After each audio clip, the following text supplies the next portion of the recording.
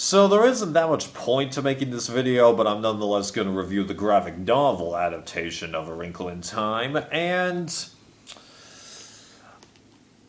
it's not a bad graphic novel. It does everything that you would expect that a graphic novel does with taking a kid's book. It helps you visualize a couple of concepts a little bit better, helps make a couple of things easier to understand and a couple of things not so easy to understand because, of course, when it comes to graphic novels, you don't have the ability to do as much world building. You're already supposed to know the story. So when Meg is seeing the planet Ural for the first time and seeing Mrs. Whatsit change into the winged centaur, for lack of a better term,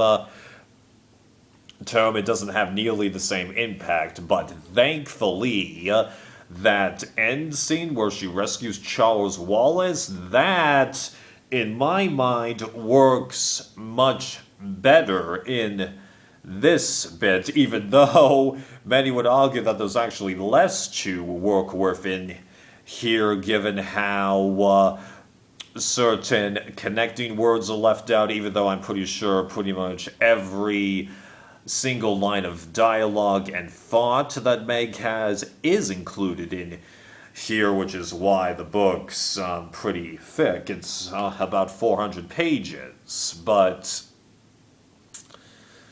thankfully that was done better, and also the little bits of closeness that she and Calvin have, because that adaptation made it a lot easier for me to realize that the two of them are attracted to each other, though I don't think they totally know that. Calvin greatly enjoys Meg and Charles Wallace's company. Meg appreciates Calvin, and then the kiss that they have towards the end, even though it's really an innocent peck.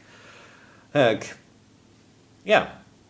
Because you gotta remember, these are kids.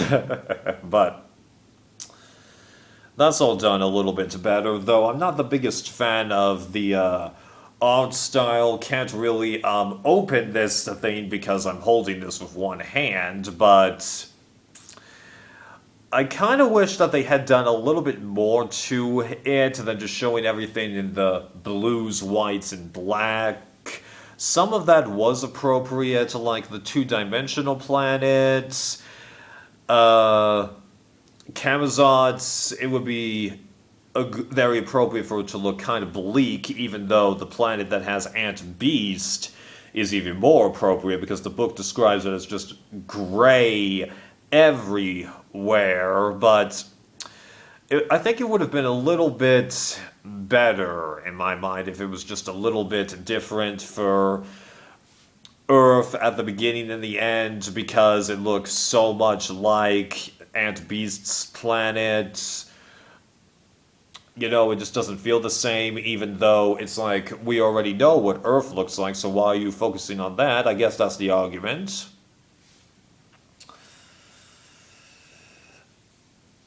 And, yeah, there's not that much else to say about this thing, so now that I'm done with reviewing the actual book, time to check out both film adaptations. Let's see what I think.